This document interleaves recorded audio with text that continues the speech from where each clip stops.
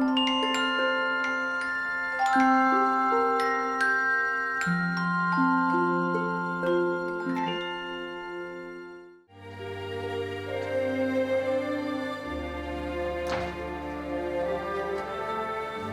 souplesse, l'équilibre, la force physique et la concentration mentale ont régné en maître en ce soir de spectacle à la Castine. Durant près d'1h30, Fantasy China Show a rassemblé les deux arts majeurs de la culture chinoise, le cirque acrobatique et les arts martiaux, autrement appelés le kung-fu. Originaires de la Chine centrale, 7 jeunes acrobates et 5 maîtres de Shaolin ont enchaîné des numéros alliant la grâce à la prouesse technique et spirituelle. Création originale et inédite de l'agence de production Tempo, son producteur, Patrick Derue, nous livre quelques-uns des ingrédients qui font le succès de son spectacle. Déjà la qualité exceptionnelle des artistes, que ce soit les Shaolin pour le Kung Fu, la maîtrise de soi, le Qigong, l'énergie interne, enfin, c'est quand même beaucoup d'énergie sur scène. Et les artistes féminines, très très jeunes, c'est répétition et on refait toujours les numéros. Elles maîtrisent déjà très bien, et à un très haut niveau, l'art du cirque. Malgré l'accueil chaleureux du public et la volonté de reconduire la tournée pour l'année prochaine, c'est avec une note d'amertume que Patrick Derue défend le spectacle vivant. C'est peut-être encore les derniers spectacles vivants qu'on peut donner. Je ne pense pas être d'une nature pessimiste, mais comme dirait Voltaire, il vaut mieux être aujourd'hui d'un pessimisme gai. On prend la vie du meilleur côté possible, mais avec toutes les contraintes que nous avons à assumer, c'est de moins en moins évident de produire des spectacles de grande qualité et des spectacles vivants, où il y a beaucoup d'exécutants. Mais c'est bien loin de ses préoccupations économiques que le public a pu assister à un spectacle familial, une pause féerique et magique en plein cœur de la culture chinoise.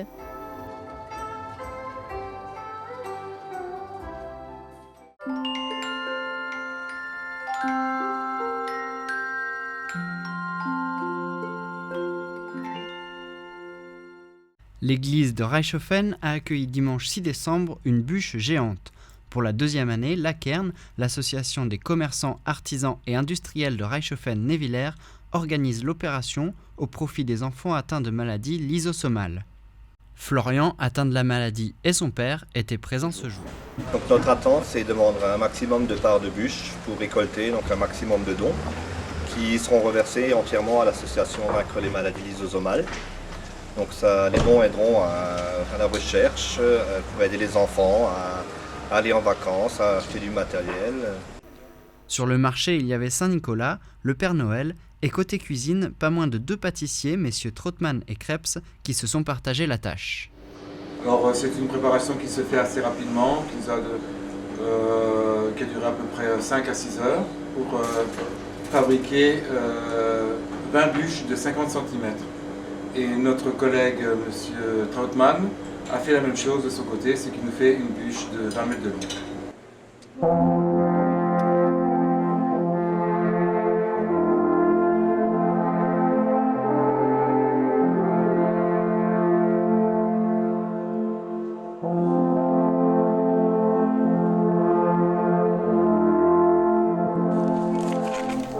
Avant de terminer la journée au son du corps, les musiciens ont pu déguster une part de bûche. C'est environ 600 parts qui ont été découpées. Pas encore un record du monde, mais un beau geste pour Florian qui a visiblement apprécié.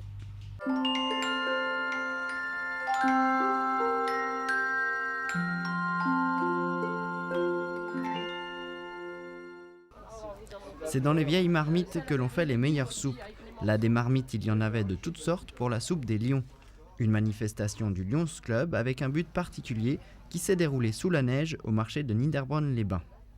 L'action d'aujourd'hui est, comme vous le voyez, directement motivée par le fait que nous avons en projet la création d'un accueil de jour pour Alzheimer à Niederbronn, enfin sur la région Niederbronn, et que donc nous essayons de réunir des fonds pour cette action. Les passants pouvaient voir Michael Gourcillot à l'œuvre. Le sculpteur de fruits et légumes a terminé 3e au championnat de France en 2008. Il a réalisé les sculptures en guise de récompense du concours, mais avant les résultats, pour se réchauffer, les enfants avaient droit à un bol gratuit en apportant un légume. Parmi les différents aliments, Laetitia et Zach-André ont sélectionné ceux qu'ils préfèrent. Les haricots verts, les petits pois, les carottes. Épinards. Non, attends, si, épinards. Et oui, pas facile de désigner la meilleure soupe, c'est donc tout un jury qui a choisi parmi les 14 potages des restaurateurs de la région. Les recettes ne devaient comporter que légumes, fruits, arômes et épices.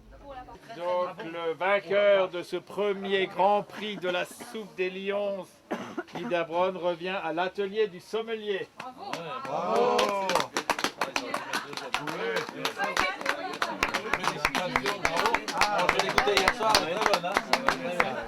L'année prochaine, Lyons fêtera ses 25 ans et nous réserve déjà quelques surprises. Un concert est prévu au printemps, ainsi qu'un grand loto.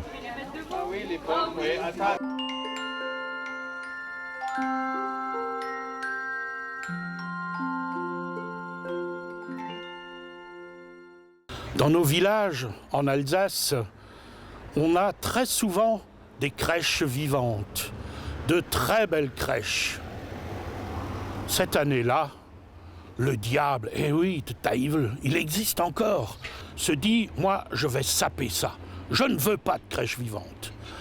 Il a là envoyé un de ses nouveaux habitants, vous savez, un Herkelhofener, il a là l'envoyé chez le président du comité pour lui dire « Oh, monsieur le président, vous êtes le ringard du village, ça ne se fait plus, ça. Pas de crèche vivante, voyons, vous êtes un ringard. » Après avoir parlé à Stan, là, le diable passa au véritable âne. Il alla voir l'âne et lui dit « Écoute, qu'est-ce que tu fais à cette crèche? Regarde, toi qui as promené Jésus dans Jérusalem, toi qui l'as sauvé d'Égypte sur ton dos, ils t'ont mis à sa gauche, alors que tu devrais être assis à la droite du petit Jésus. C'est pas marrant pour toi, t'es vraiment un âne. » Et l'âne, soudain, fut rempli de tristesse. Le diable alla vite chez le bœuf, et là, chez le bœuf, il lui dit « Mais qu'est-ce que tu fais toi à la crèche? À souffler là ton haleine sur une poupée de chiffon et de plastique, toi, tellement costaud, t'as pas honte ?» Et le bœuf, qui comprenait rien, intelligent comme il ne l'était pas, eh ben, il devint tout triste.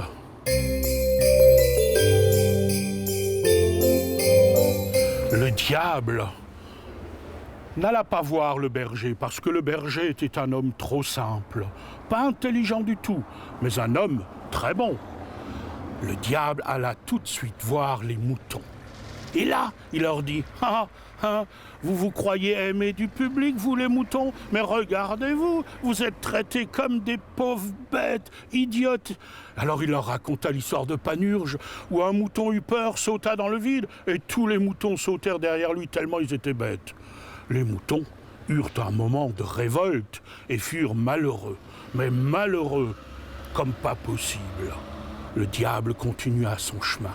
Il se dit « Il faut que j'aille voir les 3 rois mages. » Et il se dit « Ah, il y a le Balthazar, un Antillais. Ah, celui-là, l'Antillais, couleur foncée de peau, je vais la voir. » Et le diable lui envoya un copain footballeur. « Hé, qu'est-ce que tu fais à la crèche vivante? Viens jouer avec nous au foot. T'es un peu simplet d'aller dans une crèche vivante. » L'Antillais, « Mais pourquoi tu me dis ça? Mais nous, au foot, on t'aime. Là, dans le village, ils se moquent de toi. T'es le petit noir, t'es le nègre là, hein, de service. » L'Antillais, Balthazar, se dit « Mais qu'est-ce que c'est que ça?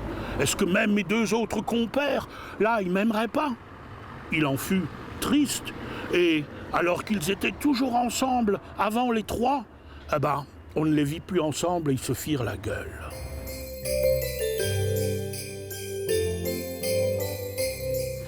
Il restait au diable à convaincre les 2 personnages les plus importants, Marie et Joseph. C'étaient 2 jeunes gens du village qui aimaient jouer ce rôle. Ils l'aimaient tellement point qu'à un moment donné, ils se marièrent. Et ils venaient d'avoir un petit bébé, un petit garçon.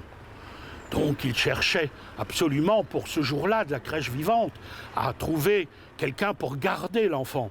Alors Marie alla voir sa belle-mère peux-tu me garder l'enfant ce soir-là? Oh non, moi je suis peut-être occupé.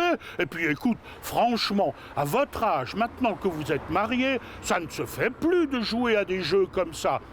Et puis, le diable étant derrière et dictant un peu les mots, elle lui dit à sa belle-fille: et puis je te signale que ton mari Joseph, il aime pas ça tellement. S'il le fait, c'est à cause de toi, et c'est tout. Et le doute s'installa. Le doute, le diable l'avait mis partout. Qu'allait devenir cette fête, ce marché de Noël et surtout cette crèche vivante? Allait-elle mourir? Et le grand jour arriva. Toute la crèche se mit en place. L'âne, l'air arrogant mais méchant. Le bœuf, triste à mourir. Les moutons, à la peine. Tout juste il ne pleurait pas en bêlant. Le berger, en voyant ses animaux, fut tout triste. Il comprenait rien, lui. Les 3 rois mages traînaient les pieds en arrivant, ne se parlaient pas, ne se souriaient pas. Ils se mirent là, et ce fut tristesse. Marie et Joseph étaient en retard, ils n'avaient pas trouvé de gardien pour leur enfant. Alors Marie se dit: on va l'habiller chaudement, et au lieu de mettre une poupée comme d'ordinaire, on va mettre notre petit garçon dans la crèche. Et c'est ce qu'ils firent. Ils l'ont couché sur la crèche en arrivant. Et c'est là que le miracle a lieu. Un enfant, c'est si beau. Ça respire le bonheur. Regardez un enfant qui vient au monde et tout le monde est heureux. L'âne et le bœuf sont venus s'approcher. C'est trop beau et mignon, un enfant qui rayonne. Ils lui ont soufflé dessus pour le réchauffer. Les rois mages allèrent lui parler à ce petit enfant. Regarde tout ce qu'on t'a ramené, c'est extraordinaire. Ce fut une belle fête. Le diable déguerpit, s'en alla, vexé. Le berger, lui, tellement heureux, s'est mis à entonner. Il est né le divin enfant et tout le village a chanté avec lui. Aujourd'hui encore, la crèche est toujours vivante. Alors, à vous tous, après ces fêtes de Noël qui, j'espère, se sont bien passées, je vous souhaite une excellente année et à bientôt. Au revoir.